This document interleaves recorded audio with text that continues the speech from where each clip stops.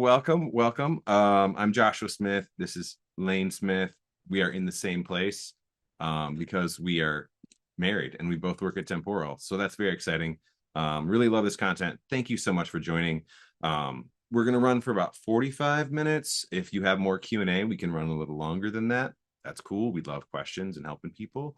You can submit Q&A. Please do it through the Q&A panel. You can do it in chat, but the chat gets a little bit busy.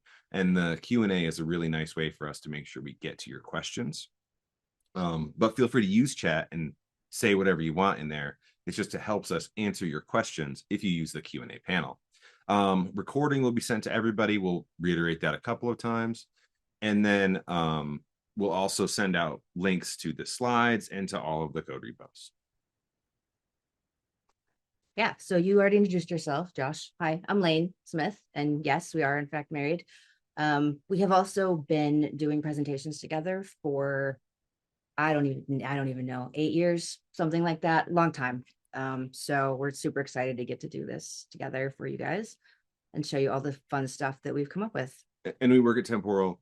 We do. You're a solution architect. You work with our small and super growing companies, Yep. And I work with our bigger, more established companies. Yes, probably good to include. Yeah. Okay, this is the order we're going to talk about things. We're going to actually start with a real quick, what is Temporal? Just in case you've found your way here without knowing that, which is awesome. If you have, hello, new people. I saw from the poll, a lot of people are just exploring. So okay, fantastic. And then we'll talk about what multi-agent orchestration even is, like what does that mean? And then we're going to do 2 demos today. One of them multi-agent order repair with an MCP server included, and another multi-agent, what we have since learned is called intelligent automation, but basically for like a customer service scenario. And we have props and hats of silliness. Yeah, I mean, you already got your earrings on. I do. I have these earrings, which are for both demos actually, which will make sense when I get there, I promise. Okay, let's start with what Temporal actually is. So Temporal is a code-first workflow orchestration platform that helps to make sure that your application that you're writing, your code that you're writing, your business processes, that they run all the way to completion, even through failures, restarts, and infrastructure issues. We call this durable execution in the Temporal world, which is like a lot of words, but what does that actually mean? It means rather than fighting with all of the very many pains of distributed systems, reliability, retries, state, visibility, what the heck happened, why is my customer yelling at me and I can't answer their question, etc. You can just sort of write your business logic. Temporal handles the hard parts of all of that through this durable execution. Anything you want to add to that? No. Okay. Perfect. Okay. Some of the ways that it does that are included on this slide. I'm not going to go through all of them, but if you get the slides and you read through them, it's sort of interesting how it all works. There are things like autosave for application state as you go through the steps of what you're doing. There's built-in human in the loop. That's super useful for AI in specific. We'll see that in both demos, actually. Hopefully we won't need a lot of retries. Hopefully, but if we do need them, it will be handled. So winning. Yeah, basically. The demo god smote me already. So like today or no.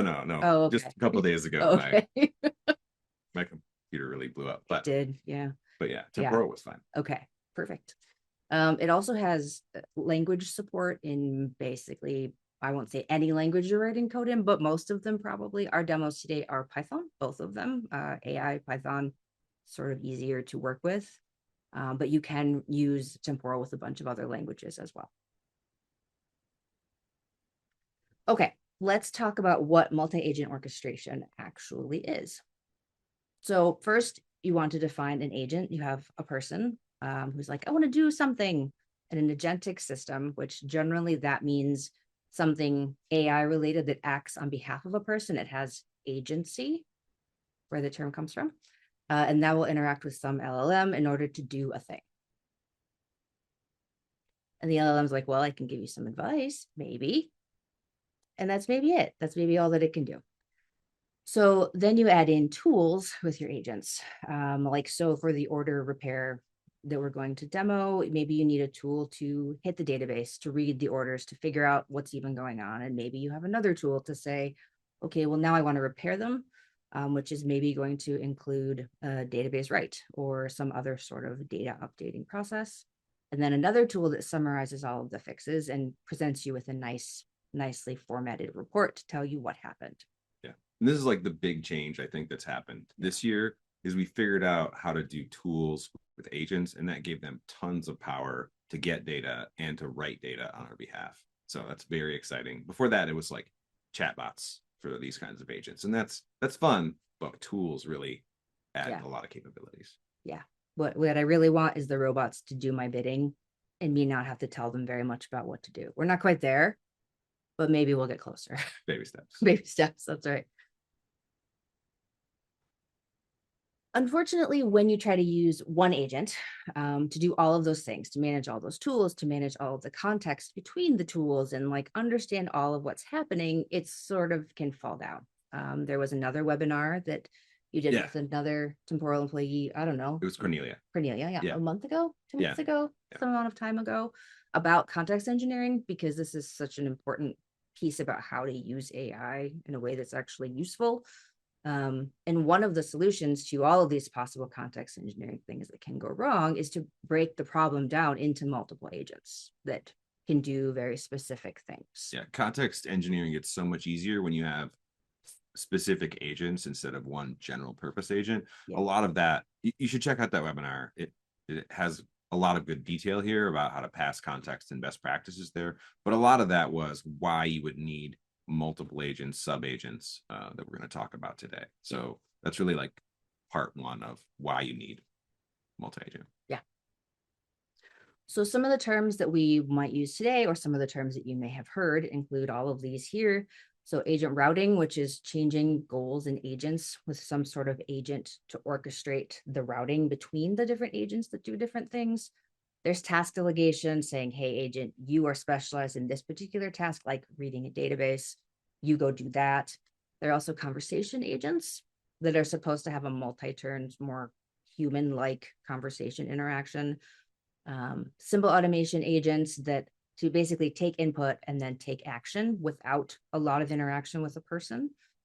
Proactive agents that are long running and sort of run in the background, can prompt for action or take action. And maybe they wake up once a day or once an hour and perform some sort of task. And then there are specialist agents, which have specific tools, context prompts, models, and testing to make them well suited to something very specific as a subtask. Anything you want to add on this one? Yeah, I mean, if you want to look deeper into any of these, we have covered all of these, or the ones we're going to cover today, in webinars. But today we're going to focus more on some of the bottom ones. Yeah. So this, which we sort of had on screen before. I was like, oh yeah, we have this, and then you're like, oh, that's my next slide. I just set you up good. That's fantastic. Yep. Sorry, I keep futzing with my earrings because while they're fabulous, they are stabbing me in the shoulders, but I'm going to go with it because they're fabulous. Okay. So an example of agent routing would be like, say you're going to take a trip, you want to book a flight and also take PTO because you don't want to be working while you're taking the trip. So there's a routing agent that says, oh, you want to book a flight? Cool. I will direct you to the flight booking agent, which has access to specific tools for that purpose. Then you come back and you say, cool, now I want to book PTO. And then you go to the PTO agent. There's actually a demo of this and a video, and I think a webinar about it as well. Oh, yeah. At least two. At least two webinars about it. Again, you'll get the slides. You can click on these links and look more into this as well. And then an example of the task delegation agent is sort of like the order repair demo that we're going to do. So you have the conversational agent that says, hey, what do you want to do? I want to find some orders and repair them and figure out what's going on. Which then delegates through, at least in our demo, through MCP to the order repair agent tool, which itself is also an agent, delegating to that agent, which then can further delegate, like to analyze the orders and figure out what the problems actually are before taking action. Yeah, so routing is really like taking the user's input and passing that to another agent to take over the conversation. Task delegation is, I have a thing to do and I'm going to pass it down as like an agent as tool. You're up. Oh man, why is there a gray hat in the bottom right corner? So, fun fact, since we have been giving talks together for as long as we have a lot of tricks for how to make the flow less clunky than it maybe could be otherwise. One of them is we usually use avatars on the sides to indicate when to change who is driving the Yeah, sliding wording things.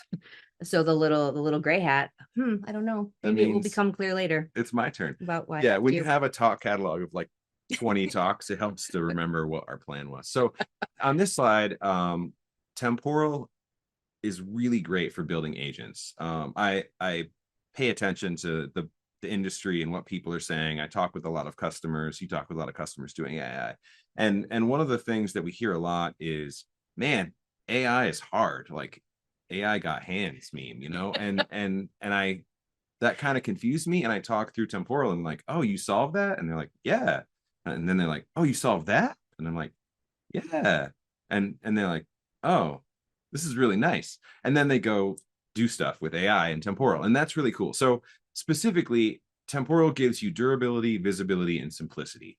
Workflows give you interaction, that beautiful human in the loop pattern that is really nice.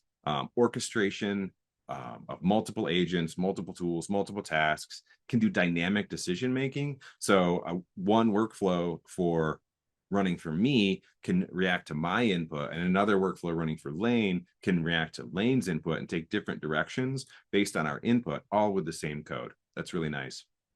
You have workflows can run for unlimited duration, and they have that auto save that really helps you manage both the state of where you're at in the process and also memory for your conversations. That's really powerful. So you can keep where you are in the conversation in your workflow, and Temporal just takes care of that for you.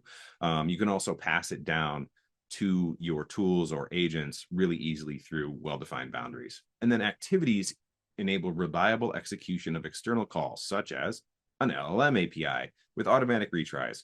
So let's say you've got an LLM that's maybe you're still working on your prompts, or it's not quite got the right context, or it's just kind of flaky, or maybe you're getting rate limited. Temporal gives you a ton of durability there so that you can automatically retry without having to think too hard about it, and it'll make your agents much, much more durable in production.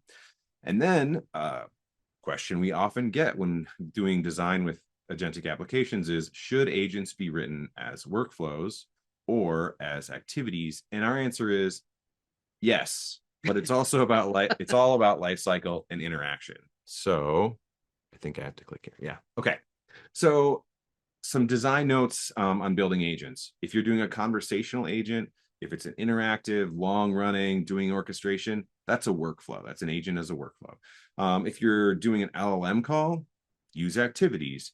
If all your agent is a simple agent that Lane defined earlier that just does one thing, that feels like an activity. If it does multiple things, good to have a child workflow, or if you want, check out Temporal Nexus, which lets you call workflows across namespaces. Really, really powerful. Here we mean child in concept, not definitely the child workflow primitive in Temporal.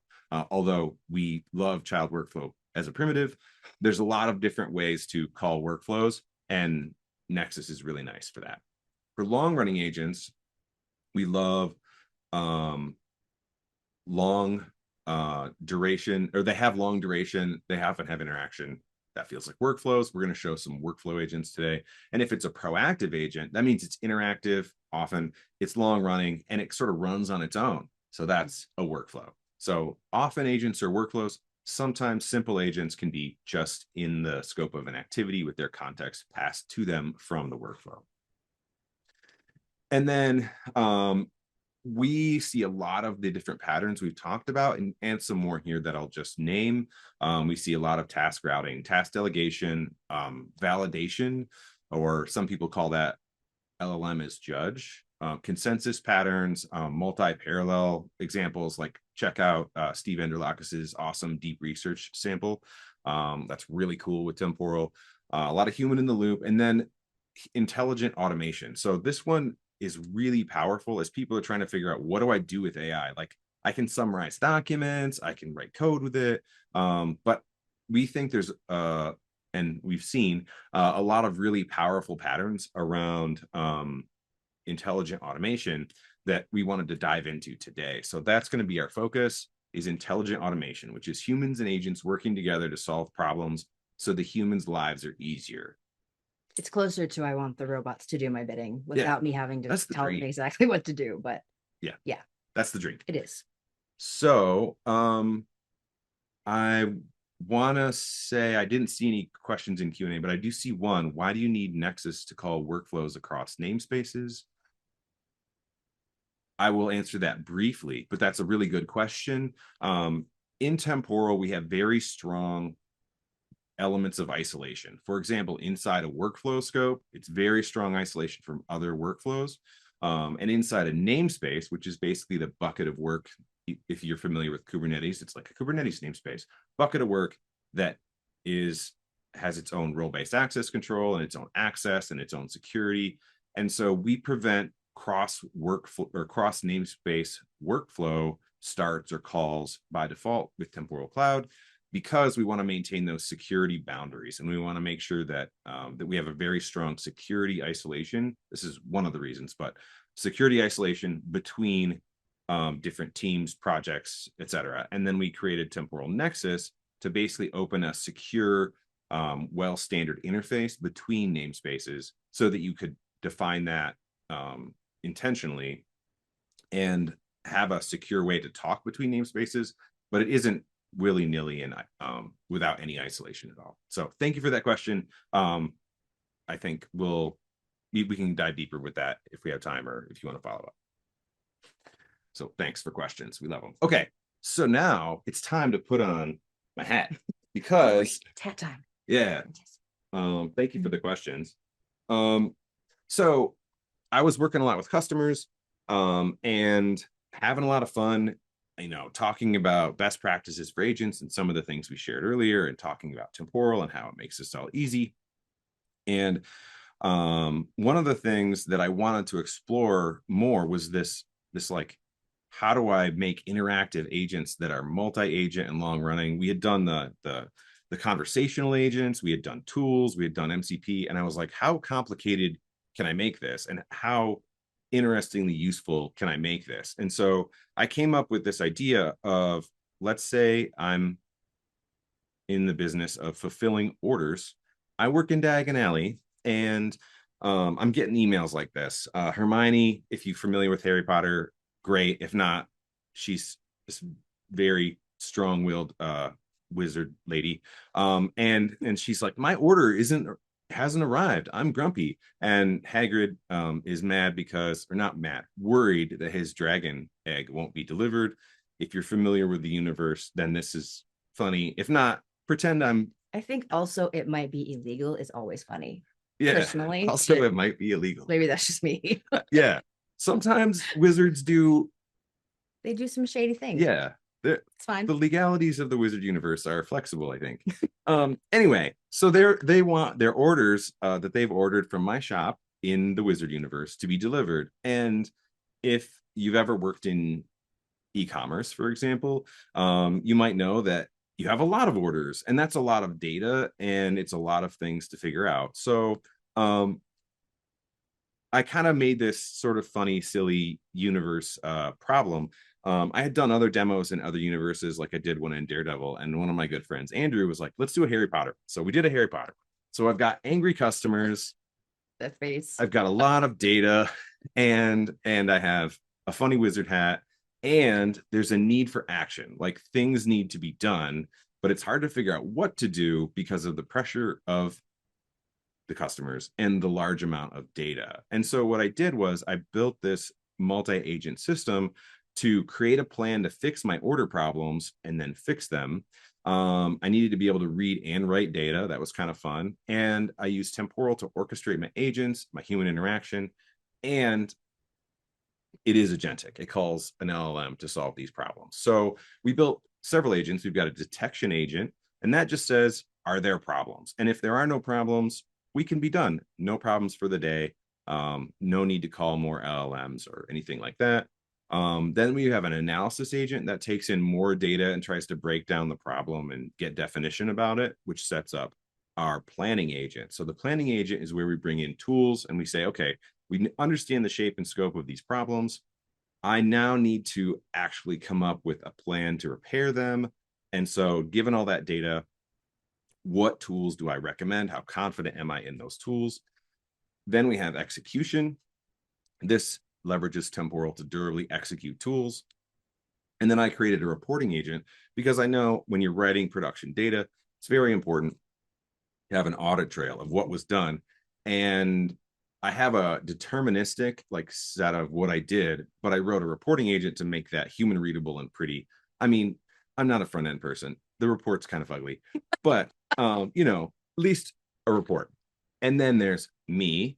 I have a wizard hat on, and I review the proposed repairs and I approve or reject them. And this is using a really wonderful MCP client created by Block called Codename Goose. This is my favorite MCP client. There's a lot of them out there, but it's really good and I love it. And then the two steps together, planning and execution with me in the loop, that's our execution agent. So we've got our agents, and now I'm going to demo it. So this is your computer, so you're the master. Yep, I got this. Okay. There you go. Thank you. It's so amazing.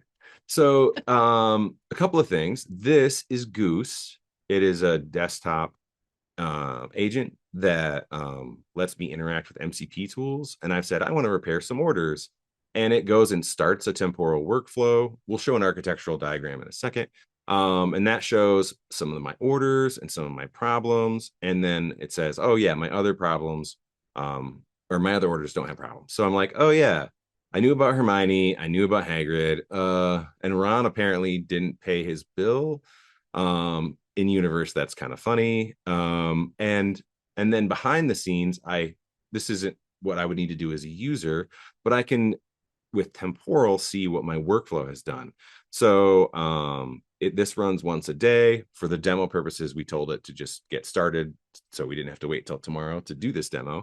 And we see our detect agent, and we can see its inputs and all of the results that it has, and so on and so forth with our different other agents. And then it notified me that there are problems. Another really wonderful thing I love about Temporal is queries.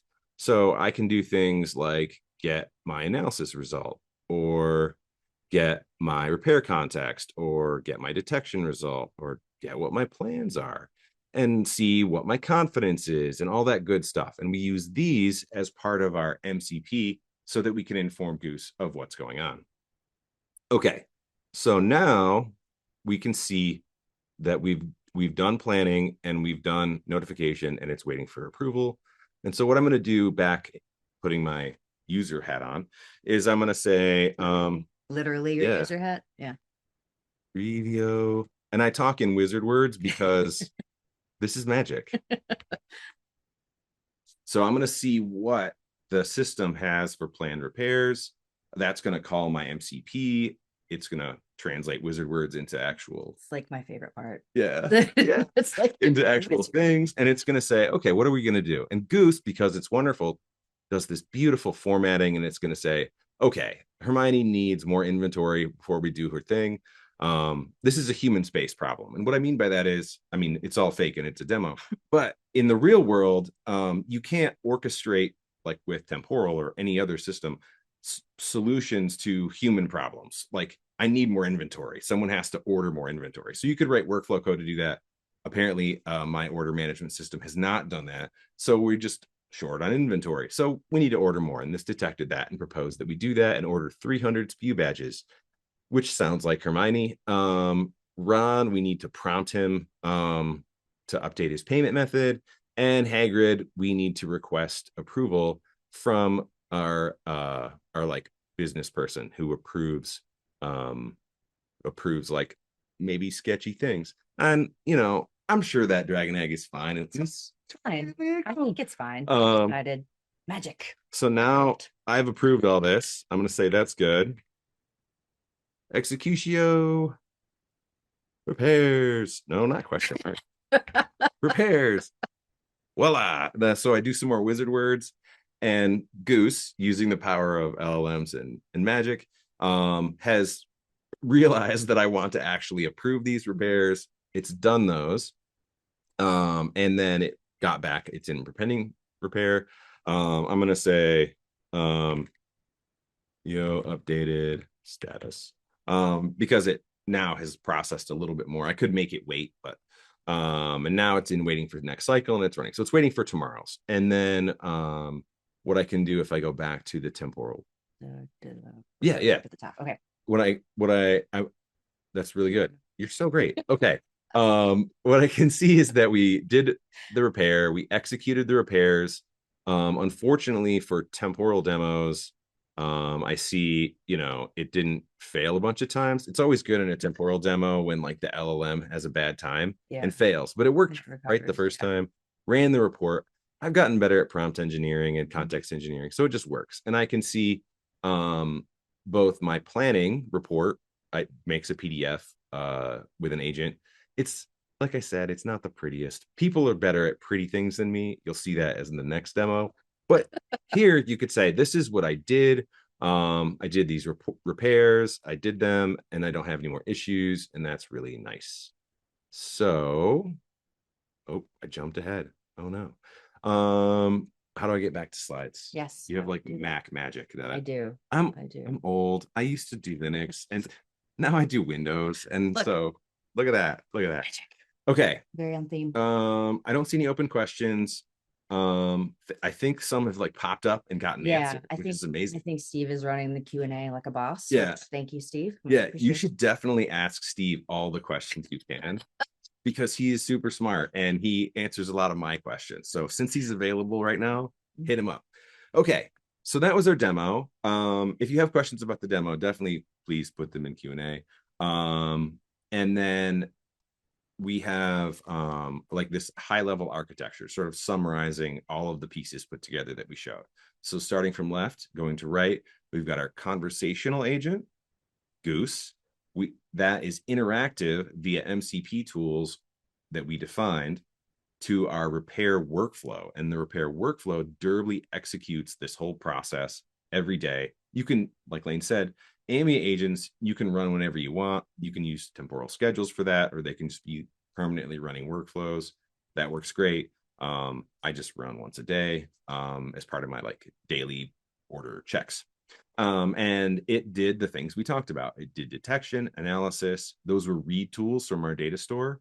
And then it planned the repairs, executed the repair tools. That was a write to our data store. So it actually updates. It's just a JSON file, but it does actually fix the orders and then writes a report. And the report uses the fixed data that the previous agents did. It reads those with a tool out of the data store and then runs its report, which is really nice. So we've got agents as tools, we've got MCP, and it's interactive. And what's great about this as a wizard is I don't have to figure out what's wrong. I don't have to read all of my inventory system. I don't have to read all of my order system. I don't really have to even read all my email. All I have to do is run this. The agents propose what to do and give me the information I need to decide to approve it or not. And then I can. And that's awesome. And I was like, this is so cool. And, that was the demo. So we kind of thought this maybe, I don't know. I liked this meme. I like memes a lot. And so I was like, is this a pattern? And so I was like, okay, we've got detect, analyze, plan, execute, report.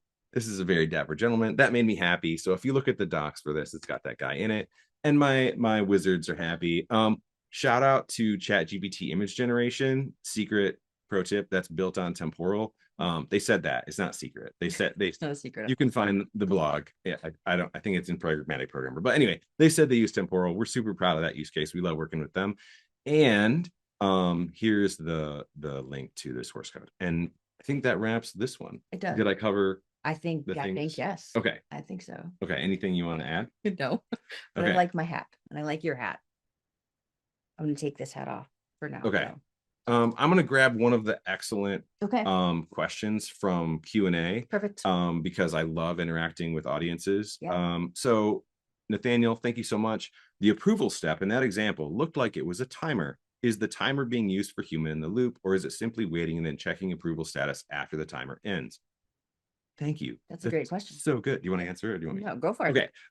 And so yes, the timer leverages something that's super powerful in Temporal, which is where you can wait for either a time or a condition, such as the user has said something or approved something. So you can wait for lots of different conditions, and you can feed those conditions with signals or updates or some other status that can happen with temporal. So the timer was waiting for me to respond. I think it's a 12-hour timer, or me to respond with an approval. And then I can write logic to say, well, the 12 hours timed out, I didn't get approval. I'll just jump to wait again tomorrow and check again, and we'll have the same results. And, it just sort of times out. And because you don't want to wait forever in an ambient agent. You want to have a timeout and then try again for the next round. And then I did approve it. That cancels the timer. And then it isn't waiting on anything anymore, and it breaks out of the wait loop and then continues on with execution. Thank you so much. That was a great question. Yeah, it's one of the cool things of many about Temporal is it's just code. So you can sort of code whatever your business logic dictates. If you do want to wait forever, you can make it wait forever, wait for a person to actually respond and approve. Or you can say, if we don't get any response back in an hour or 2 hours, you can escalate. That might be part of the next demo that we're going to show, that sort of mechanism.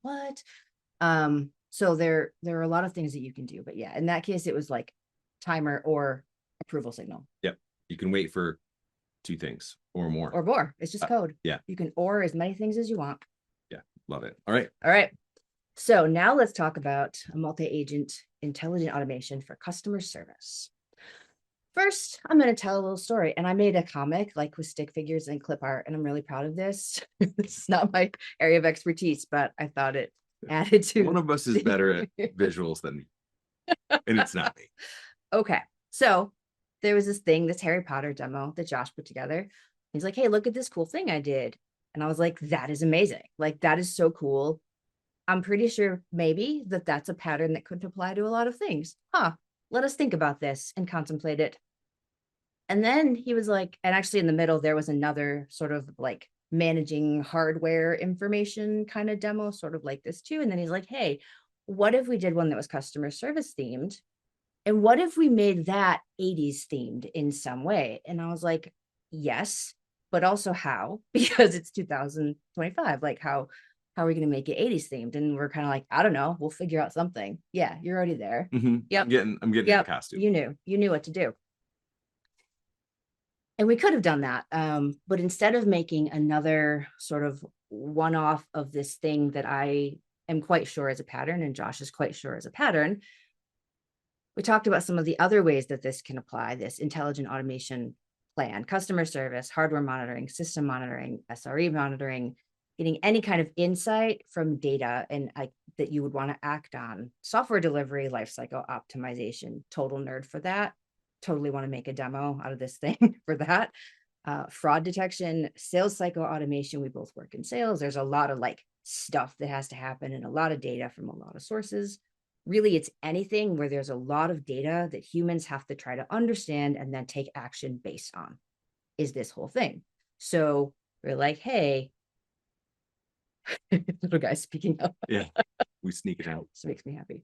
So instead of making a one-off customer service demo, what if instead we use the power of it's just code to say, well, let's make a framework, and then a sort of simple example or implementation of the framework, which is included in the repository you'll get a link to, about managing expense reports, and then also do the customer service example, which is more complex.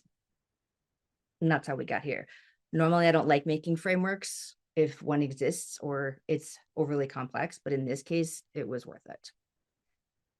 So what we did is we took that same pattern from the other demo, the order repair demo, and added a couple of things. One of the things we added was an L, DAPERL, for learning, because we wanted to add a learning agent that would report in, how did this go? How did this thing that I did go? How do I learn from myself? The other thing that we did is we made the execution agent into a separate workflow. In this case, it's a child workflow, like Josh was saying. It could be the hat, it's fantastic. It could also be another workflow that you call via Nexus if it's in the responsibility of another team. There's a lot of ways you could do that. We did it as a child workflow that says for each proposed tool from the planning agent, execute that as an activity. So that way you get visibility into every single tool run. You know whether it was successful or not. Otherwise, it's generally the same as it was before. So we added the L, and maybe this dapper gentleman is now named Earl.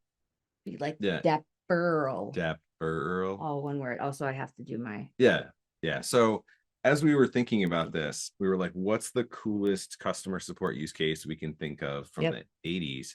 And one of our deep loves is synthwave music. And maybe that's because we saw a lot of Psych, or maybe it's because the greatest song of the 80s is, I don't know. I was going to say like Record, but we were just listening to Blue Monday, and it's so good. It is. Such good synths. And we love the Unicorn album that we opened this with. So we love synth, and we love Temporal and AI, and we love customer service. Side pony. Fantastic. Okay, cool. We're 80s so hard right now. Yeah.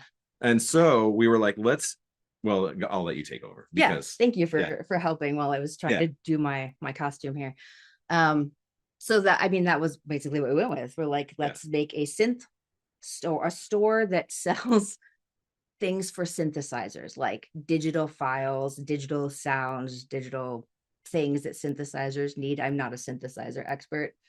I kind of am now. I watched a YouTube video about how they reproduced the sound of like Blue Monday yesterday. And now you're an expert. And I was like, this is a real business. So if you ever need, customer support for your synthwave business, which I think is a real business opportunity, feel free to steal this code and run it. All right. So we made a UI. That's another thing that we did for this one, because I like UIs actually. Goose is super cool, but I'm super visual and I like to be able to see what is happening. So we used the framework to implement the workflow, and then made this whole UI. If you'll notice, the name of our synth store is Take On Keys. This is a play on my favorite 80s song, which is Take On Me by Aha. Rad sounds in a day or two. Yeah. So good. I like puns also. Puns are so good. So in this case, we have support tickets, a bunch of different support tickets, a bunch of different priorities, bunch of different support tiers, like saxophone sound are way too tubular, which I thought tubular was good, but maybe in this case it's bad. These drum sounds are not as I thought they were going to be, and I want a refund. So we have who they're assigned to, the category they're in. Even just this is like 5 support tickets. This is a lot of information to try to absorb and understand what to do about it. We also have customers that have various satisfaction scores, some sort of health checkers, more information about like who the contacts are and their support tier. And then we have our various products down here. So like things you can buy one-off, and then subscriptions that you can have as well. And we kept the demo data really light, but if you can imagine, hopefully someday you have more than 5 customers. You might have 5,000 customers. Yeah. That's a lot of data. So much to try. I wonder what framework we could use to solve that problem. So we are going to boot that Temporal workflow, totally rad robots. That's what we all want. I know it. We're going to say, okay, take all this information and do this analysis for me about what is actually happening and what you robots should do about it, or maybe what I should do about it. So you can see its current status is in the detecting. Go back here to our workflows, and it's this workflow right here, this customer support workflow. And you can see, cool, it's run the detection. So if I go back to the UI, you'll see that the status of it is changing live as it finishes what it's doing. So we have the detection results, and it says, oh man, here are some problems like this ticket. We're gonna miss our SLA. That's really bad. Customers angry, can't download what they need. We got a knowledge gap here. Well, let's do some analysis and determine maybe what we should do about it or how to think about it. And now we've gone through the planning, and it's waiting for approval, just like it did before with the order repairs. And this is what it wants to do. These are the tools in green here that it wants to execute on to solve these problems. We've got 6 tools. The duration, it won't really take that long, I promise. Not that you aren't lovely to hang out with, but we won't sit here for 3 or 4 hours. It's just mocked amount of time. So I'm going to go ahead and I'm going. There's also confidence scores, which I love confidence scores. I love the LLM judging its own ability to solve problems. Maybe you don't trust that. Maybe you do. I do. I believe the robots will be wonderful overlords when they come. And those confidence scores give me, this is recorded. So hello, Skynet. We are your willing servants. And look at those confidence scores. It's pretty confident. These tools are so good. Yeah, I love it. all right, I'm going to approve this plan. And over here back in the UI, this pink guy right here means that I've approved the plan. And one of the changes we made to this is this execution workflow, which this little icon right here means that it's a child workflow. One of the nice things about child workflows and Nexus actually is in the UI, I can just click right over to it and it'll take me there and tell me what it did. So these are all of the tools. One thing I do want to point out is this can handle a dynamic list of tools. I get this question a lot with a lot of the AI use cases, like, but I can't predict what the AI is going to tell me what to do. So how do I possibly make my workflow react to that?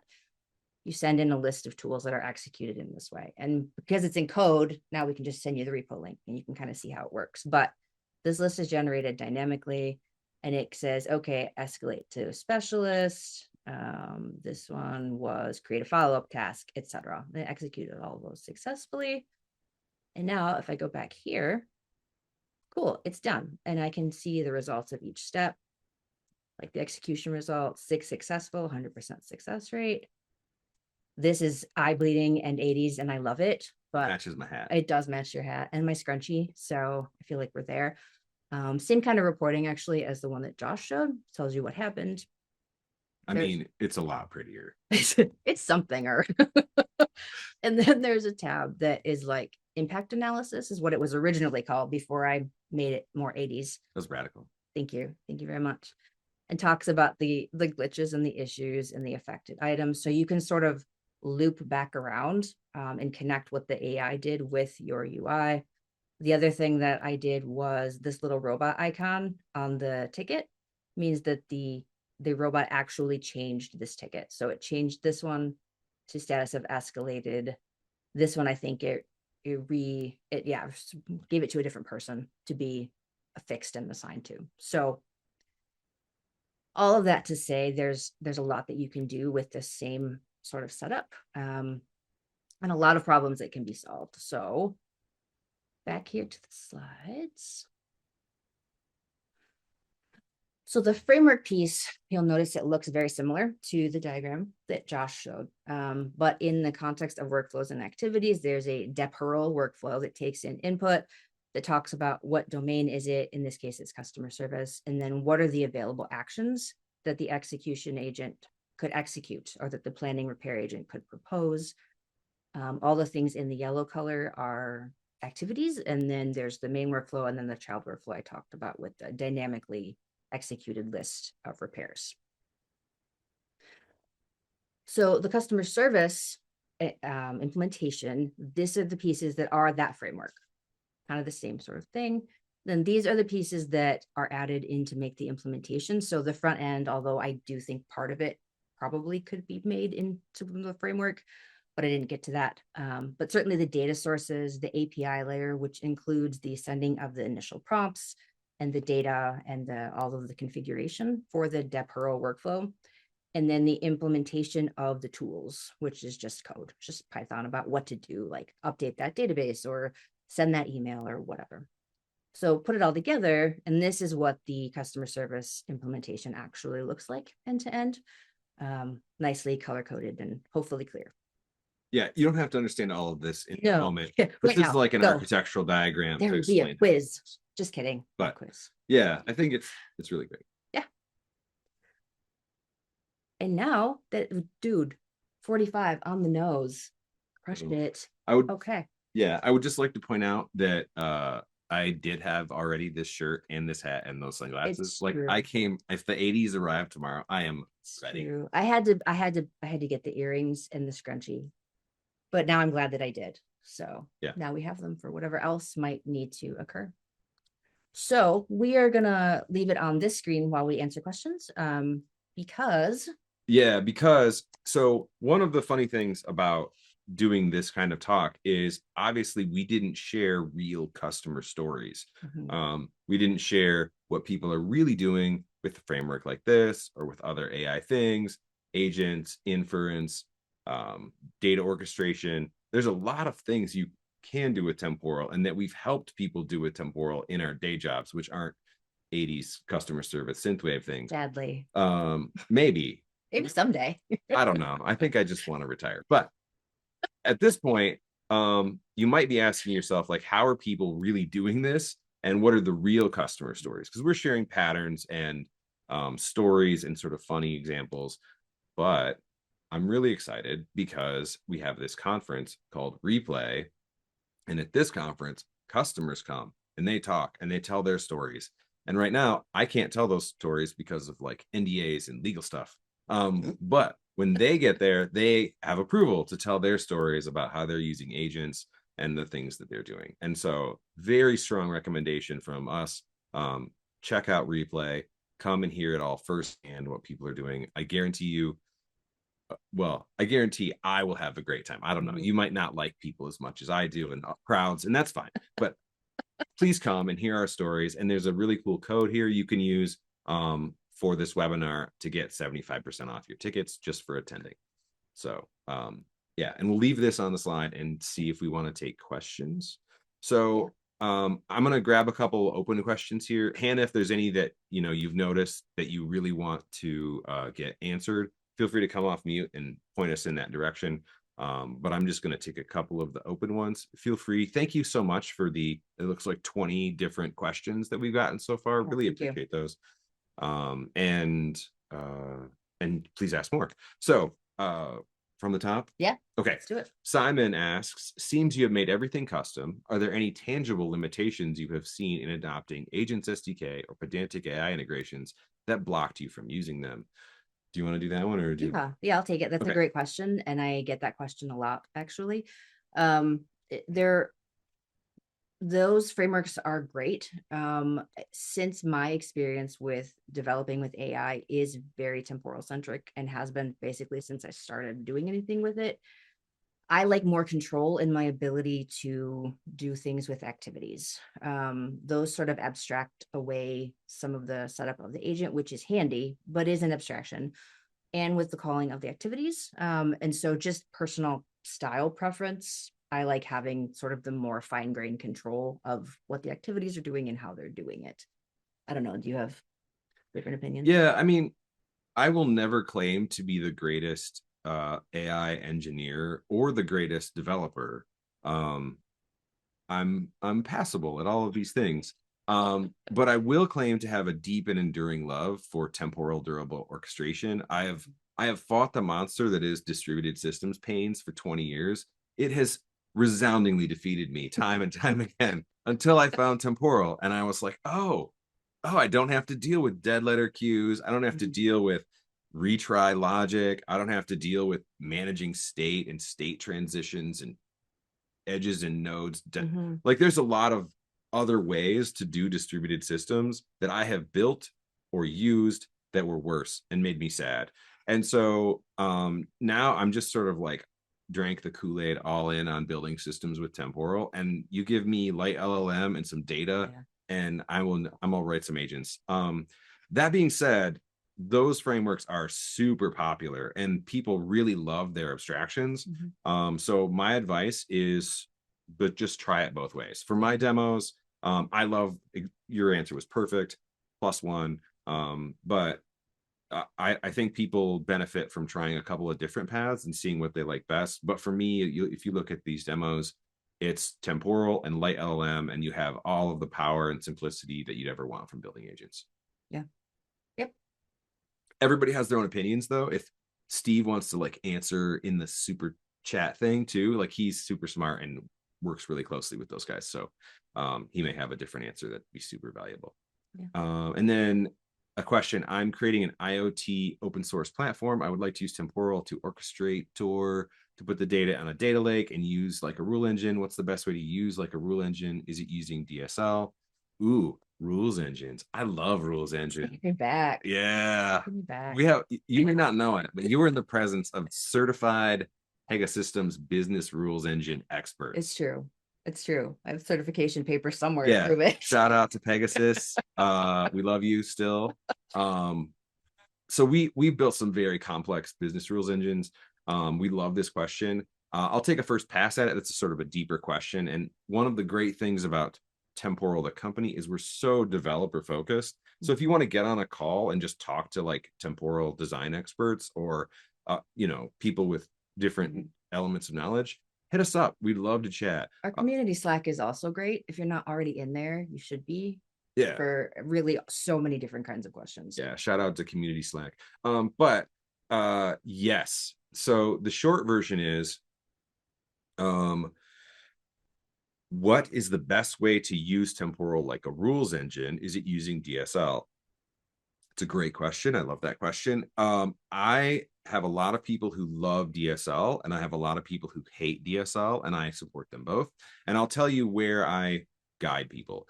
So, in my opinion, rules engines are very powerful for building deterministic logic to do various kinds of orchestration. Great fit with Temporal. If your rules are and your process flow are generally well defined and encodified in existing code, I'll say, then I would not use a DSL. There's a lot of complication to building a DSL layer. There are some complexities to building those workflows. So if it's already in code right now, or you can write it in code easily, and now with AI, that's really pretty easy. You just have to check that it's right. I would go code first. Temporal loves code first. That works great. It's super durable. It's super easy. It's very clear what's going on. So generally, I like to scooch people towards code first if that's an option. But if it's not an option and you've got your business rules and process only in the minds of people who don't write code, then I would go the DSL route. And we have customers using DSL workflows at super high scale. Some of the biggest scale we have is DSL workflows, and that's a really great way to do it. But my general answer is, if you want to talk more, it's kind of hard to answer questions about expert systems in 2 minutes. That's pretty good though. Oh, thank you. 2 minutes, yeah. Yeah, but let's talk more if you want. Hit that I want to talk to Temporal button. It's around somewhere, or just come to replay and hit us up and shake our hands if you're okay with that. Like some people Don't like don't handshake. don't like handshakes, and that's we respect that. So, okay. How do you avoid hitting the workflow limits of Temporal, especially conversational agents and passing conversations on activities? Won't the event history limit of 2 megabytes affect it? And what about tools that return a lot of data? I don't know how to say your name, but I'm going to guess Lidor. Thank you. Yep. This is So such a great good question. I'm so excited. Do you want to? No, you're excited. You Oh, can okay. Yeah, man. So yeah, so you've hit upon something very important, which is Temporal has, it's not unlimited. It has limitations. And one of those limitations is that workflow history in Temporal Cloud can't be more than 50 megabytes. And the inputs and outputs to things like workflows and activities can't be more than 2 megabytes due to gRPC limits. Some of these limits exist because they're limitations of some of our foundational technologies. Some of these limits exist because we want to keep a guaranteed performance envelope. But either way, we have limits. And there are a few different strategies to handle this. We talk about some of them in our context engineering webinar. So if you want to go deeper, check that out. But short answer, a lot of use cases I've seen in this space basically use an external data store. For example, if you're working with multimedia, maybe you're image generating. People are doing that with Temporal. Don't keep that data in the workflow, put it in a data store. So Temporal isn't really a data store. It's a control plane. It's orchestration. And so if you're orchestrating data, use a data store. For conversations, a lot of conversations in our experience can be very well limited under the 2 megabytes or 50 megabytes. That's not a problem. You can use compression if you need to. But since conversational agents could run forever as Temporal, a lot of use cases we're seeing keep the conversation in an external database, and they only read that conversation in the activity and then write the rest of the new parts of the conversation, the LLM response generally, to that database. If they get a user input, they write it to that database and then prompt the rest of the conversational agentic loop. And so basically use a database to store the conversation if you're worried about size limits. Super common pattern. One of the things that we have been asked is, would Temporal like patternify this external data store pattern? And the answer is yes, we're working on it.